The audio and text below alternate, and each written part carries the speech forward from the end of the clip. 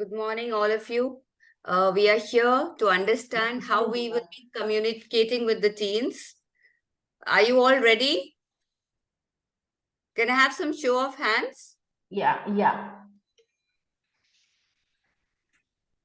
Wonderful. I welcome you all to this session.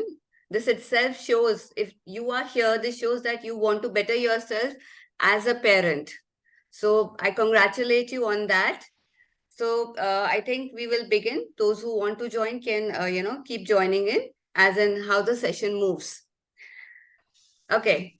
How many of you here, have children above the age of 11 or 12? Can I have a raise of hands, please?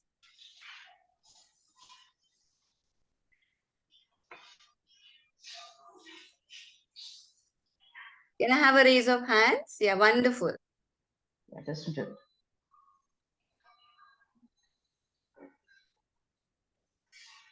Okay. So we thought, the kids are growing up from the age of 5 to 10. We were like relaxed, like, okay, now there are no sleepless nights.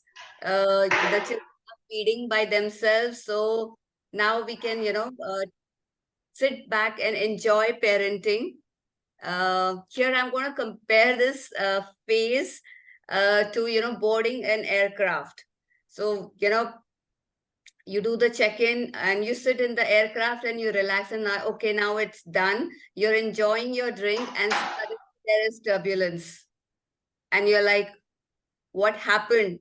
Why am I, facing this? And then is the time when, the children get into the teens and say, hello, we are in teens. Fasten your seat belts tight so that you are able to manage things because things come so much, uh, you know. So Rekha, you raised your hand. Is there any doubt? You can write in the chat box, please. I'll read the chat box. You can write it in the chat box, Sureka. Or is the hand was raised earlier? Please let's communicate through the chat box for the moment till I finish the session. Then I'll open the forum for Q&A if any of you have any kind of a doubt. Right? I hope it's clear. Okay, let's get back to the session. So here, the turbulence that you face, when in the aircraft and you are not prepared for it, you feel you don't have those tools and techniques to, manage your team, how to go about it, how to talk, and you're absolutely blank. So by the end of this session, you will have certain tools and techniques which will help you understand and navigate through these years, building better relationship with your teenagers. So let's get started.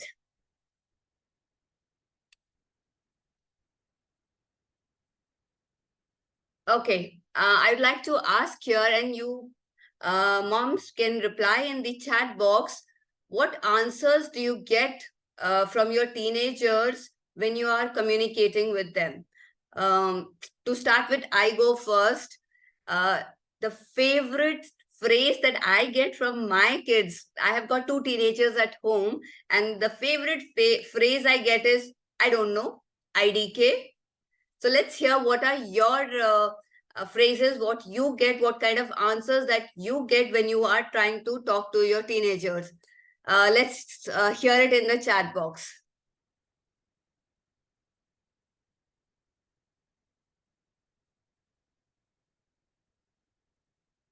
Appreciate if you can, switch on your cameras because I want to make it interactive. I also want that energy from you guys. It is fun. Trust me, if you get these tools and techniques, navigating through these years is amazing. I'll tell you something after I read the answers. I'm going to tell you something about, thing. Okay, I don't know. Okay, old school. I don't care. True. IDK is a favorite phrase of all the teenagers. They are lost. They don't know what to say. So the best is IDK. Mummy, please.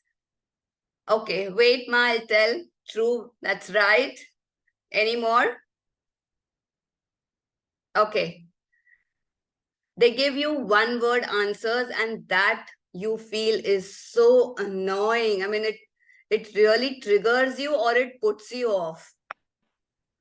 Yeah, they give you a shrug of shoulders.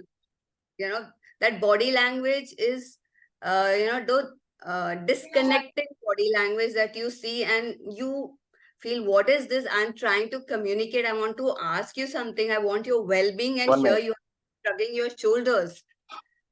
Bluetooth चालू करो. So, appreciate if you can, mute yourselves. That would be really great. Thank you very much. Or they say, when you want to talk to them, they say, no, I'm not interested. You go from here. I'm not interested. Okay. Not now. I'm not in a mood. I don't want to. Okay. Okay, fine. Showing faces. That's right. Leave me alone. Very good. I'm reading the chat boxes. Making random Instagram friends. Fine. I'll come to that point when we are doing the Q&A. Definitely, Gunjan, I'll come to it. Okay, they'll give you those looks, as one of the parents said, those, I would call them dirty looks. You really don't feel like looking at them. Okay, IDK, that's the favorite. They have nothing to say. They'll just remain silent. And that silent communication is, trust me, it's killing. It's like pierces through us, when they don't want to talk. So yeah, one word answers, right? So Lakshana, that's the first one. One word answers yes, no, as if, we are talking to a wall. So yeah, I see that all of us are in the same boat. And yes, we want to better our relationship. So let's go to the next step. Okay. Fine. How do we react? What do we do when we hear these words? Definitely, as I mentioned to you, we get triggered. We are upset. We don't expect this from the children who were so adorable and lovable 2-3 years back. And this is what we resort to. This is name calling. If they don't do any kind of work, for example, you have assigned them some domestic chores, and they are just in the bed, we start calling them lazy, or label them. We blame them. We threaten them with the consequences. Now, this is something which we do very often. Threaten them. You don't do this work, you would, birthday party that you have been invited to, you won't be going. You will not get this. If you don't do this, you don't get this. So if, and then starts happening. And after a certain period of time, you realize that even this threatening fails to work. As it is, this is a very terrible thing to do. And yet the teenagers become so immune, they become so thick-skinned that this does not affect them at all. And again, you find yourself in the loop of helplessness, and you're whirling in that loop. You're not able to come out of it, and you feel so frustrated. So here today we are going to come out of that loop and establish better relationships with our teenagers.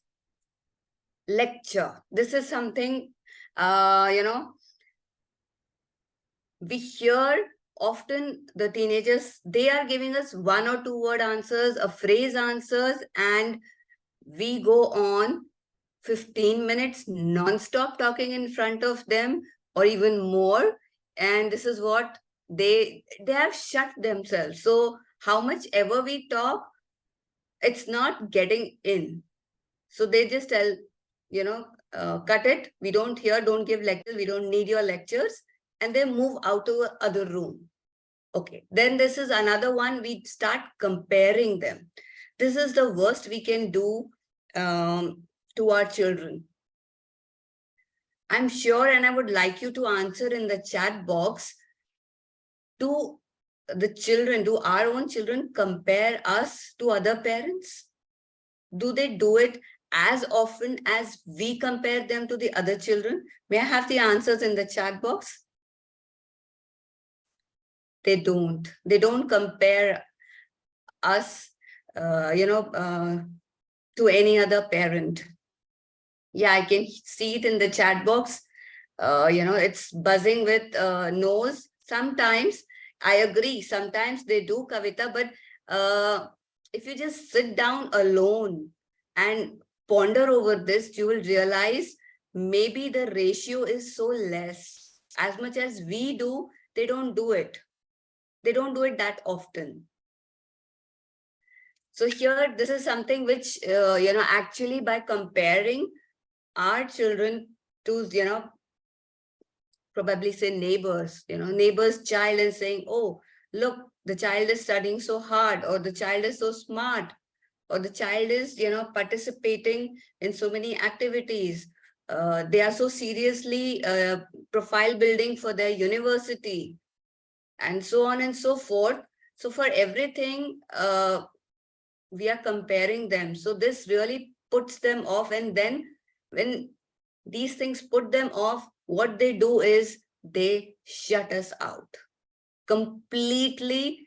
And, totally they shut us out and say, okay, this person who's my parent does not understand me. So let them be away from us. So the distance that was, between the parent and the child, the mother and the child, was less. Now the distance starts increasing. And with the above mentioned reactive states like blaming, threatening, the more we do it, the more we are distancing our child from us. And honestly, we don't even realize it. That is the worst. We don't even realize it, that what we are doing. In the process of trying to get close, we are actually going far away from them. So from today onwards, after learning what I have to share with you, we'll become better, and we'll, we'll reduce this distance or narrow this distance slowly. Now, let me tell you one thing here. This process does not happen overnight. We have to consistently work on ourselves, right? So let's move ahead. Okay. This is the second picture is finger pointing. Now, this is something we should avoid doing. Our body language speaks and damages more than even our verbal words. Okay.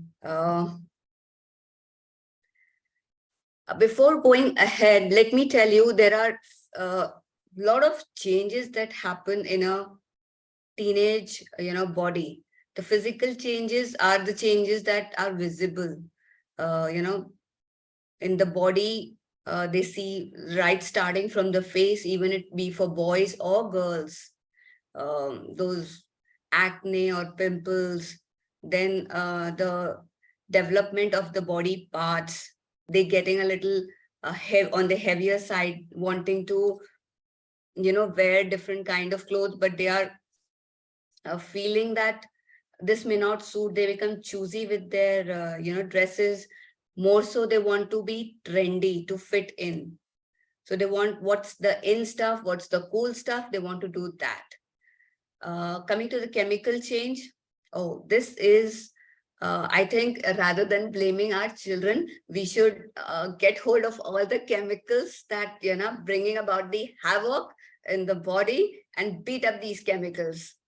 But honestly speaking, these chemicals are good in the long run. So we need to be accommodative right now, understanding right now, during this transitionary phase of our children, and, help us and help them have a smoother ride.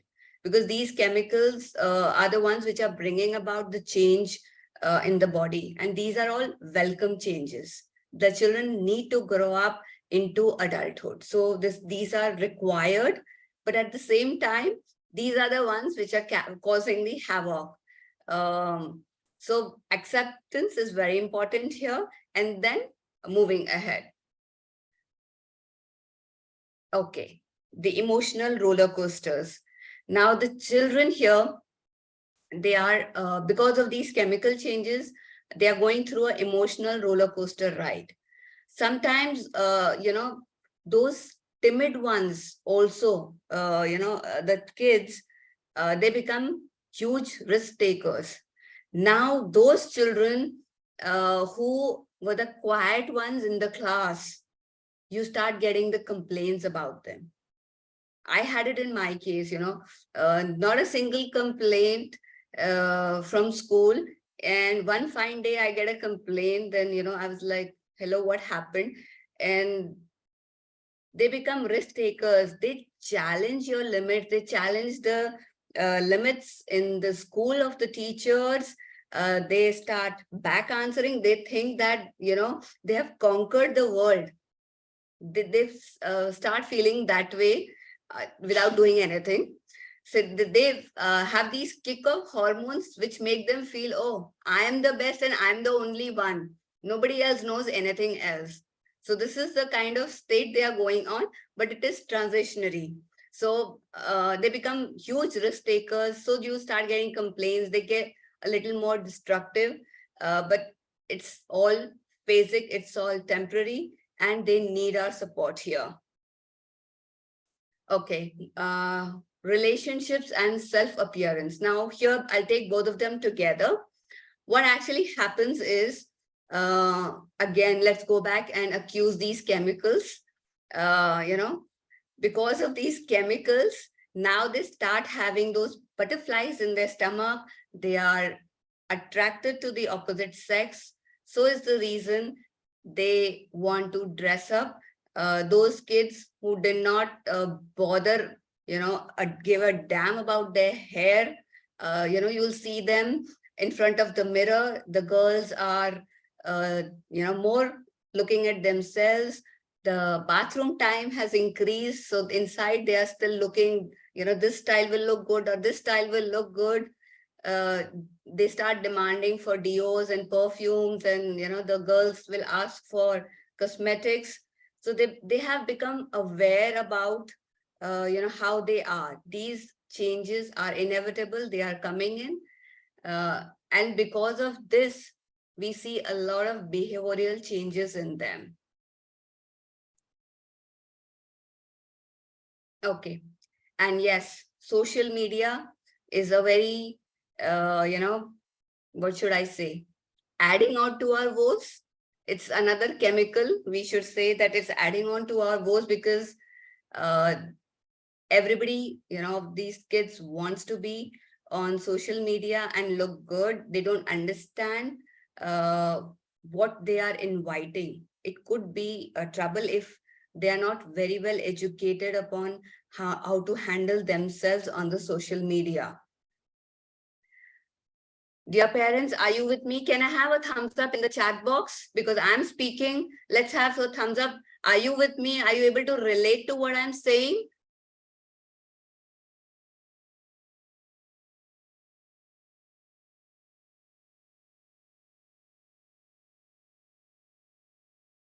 Thank you, Smita. Thank you, Sulekha. Thank you, Sarah. All S. Okay. Thank you, Sucheta ji. Thank you. All S. Okay. K has come in. Kavita. Thank you, Gunjan. Yeah, definitely we see all these things, all these changes in our children. And sometimes we feel, what do we do it? How do we handle it? It becomes very challenging if we are not equipped enough. Thank you, Chaya. Thank lot of S's today, yeah. Lot of S moms today, huh? Sulakshana, thank you, Swarupa. Thank you, Galaxy 10. Okay, let's move ahead. Okay, this is another thing which is adding to our woes, and thanks to social media. And this is the kind of ideas they are being thrown up with, which is, oh, let's make, videos on YouTube and we'll get rich. So many, kids, or they come up with saying that so many people dropouts of the college, they have become so rich. So why do we study? And all such things, come in from the teenagers through the social media. They don't understand that the ratio of those successful people is small. we need to ask them here, how many do you know in your own life who have got their, dropping out of college or following a different path? And it is there that, you are putting their gray cells to think and you can relax. So this is one thing which even I do with my kids. I ask, how many do you know who have got rich through Instagram posts or through, YouTube channels? Definitely, I'm not against it. Social media is something which is here to stay, and social media or the technology is what, even today, sitting here when I'm giving this session to you, we are connected through the technology. So it's thanks to that. But as adults, we have that logical brain which makes us understand that we have to use it to our own advantage. We have to use it, kind of like a servant and not become slaves to the social media. This is something the teenagers are not able to understand. They are following the herd mentality, which, the other kids of their age are doing.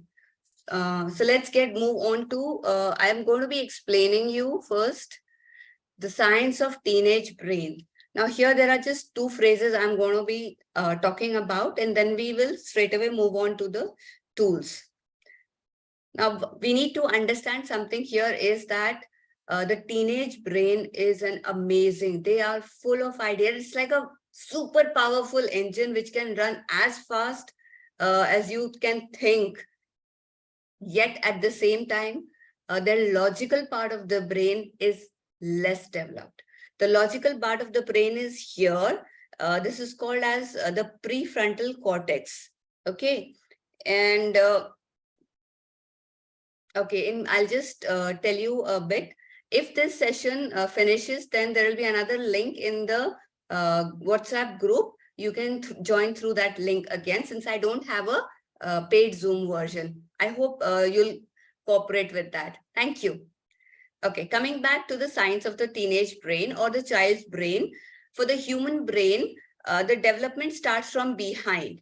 All that is the imagination and our language, our emotions, all develop. And finally, by the age of 22, for some, it can go up to 25, which is here, that is called as the prefrontal cortex. This develops by that time. So what is the significance here is that now the body has grown. The emotions are at its peak. But the logic has not fully developed at the age of 13 or even 15 for that matter. So is the reason the teenagers go into having risky behavior, or they want to experiment, they get adventurous, they back answer, they don't understand, what they are saying, what could be the repercussions of this. So here what we need to do is we need to discount a lot of their behavior. So here, what I want to tell you with this slide is that we need to understand that it's not the child, again, it's the underdevelopment of the logical aspect of the brain. So here, what I mean to say is they are powerful engines, but less of brake. So they don't know where to pause or where to stop. So let's move on now to the tools of communication for which we are here for the session. Okay, there are around 9 to 10 tools which I am going to be sharing with you, which will help you in bettering your relationship with your teenager. One is the number one and the most important one is awareness. Now here, what I want to try and tell you is, please do not put the onus on the teenager. Put the awareness on yourself. Put the spotlight on yourself that fine, whatever my child is, I accept my child as it is, and I will learn better means of communication, better ways. I'll put those tools and techniques into my kitty, and when required, I'm going to pull out that tool when the situation arises, and I'm going to be using it to better the relationship, because I am the one whose logical brain is developed. I am the parent, I have an experience, so is the reason I am going to take that initiative. So that awareness should be there in you rather than passing the blame to the child. So this is very important in the parenting journey, that we are aware, we do things. Now here, by saying we, I mean both the father and the mother. Because the parents need to be on the same page for teenagers. On the contrary, for entire of your parenting, because the children are very smart. They can make the fool out of us like anything. They know who's the one parent who's has a soft corner.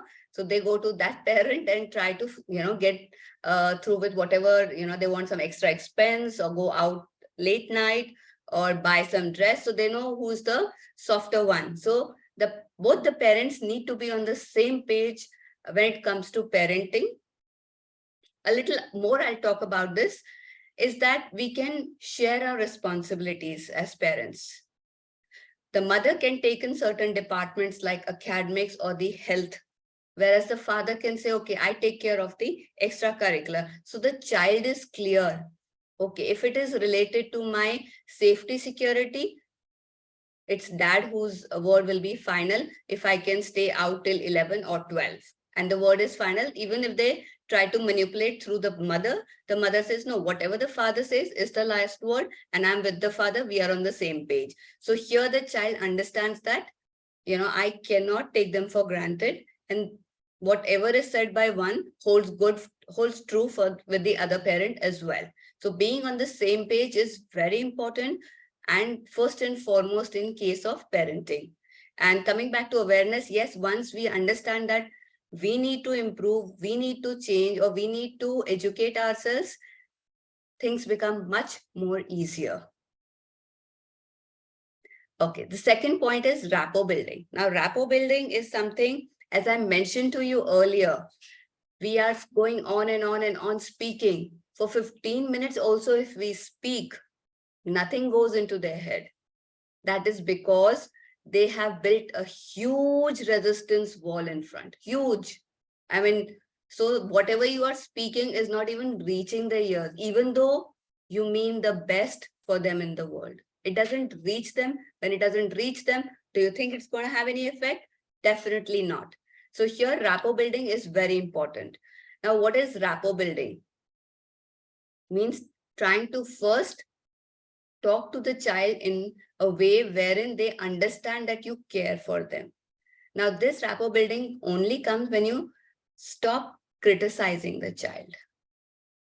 You try and understand their point of view without judging, without passing any kind of a comment to whatever they are saying. This is very important, and once we build this rapport with the child is open and receptive to what we have to say. And yeah, mind you, let me tell you one thing here. This rapport building is not a one-time process. It's almost every day we have to work on rapport building till we reach a level wherein, whatever we say to the child, they understand it and they, try to assimilate what we are saying and see what is the best. They see us as, their best friends. We have to reach their level. That kind of level we need to reach, which is called as rapport building. Next is listening. Listening is, we need to listen without judgment, without criticizing, without saying anything. I'm going to give you an example here. Suppose your daughter comes to you, she's upset, she's crying in the room, or she's, just sitting aloof, lonely, and she's like, no, I don't want to talk to anybody. So you go to the room and say, what happened? The child says, no, what, this particular friend of mine was rude to me, she bullied me or made fun of me. And immediately, as our maternal instincts because of our maternal instincts, we say, yeah, I told you that girl is bad. You don't listen to me. You don't understand. I'm your mother. Immediately you are shutting the doors. Now, when the door is shut, how do you enter? And on the contrary, I'll show you with the same example how you can develop a better rapport with your own daughter. Same similar situation. The child is okay. Chaya, I read that I always say you need to change, and then she's like, leave it. Yeah, that is also a approach, Chaya, you will need to work on. Let me explain it to you. Okay, the daughter is sitting and she's upset, and you say, I see that you are upset. All good? She starts saying, no, that particular girl was making fun of me, bullying me, and I felt hurt. And you sitting there is like nodding your head. Okay, I hear you. I hear that you are upset. I see that you feel hurt. Now here, neither are you pointing fingers at the other child, nor are you judging your own child. What you say is you need to change. Again, you are judging your own child here. So she feels, what did I do that I need to change? But the way I demonstrated to you, what are you doing here? You're nodding means you're acknowledging. You're acknowledging her feelings that, yeah, she is hurt. Yeah, she feels upset about the entire scene that happened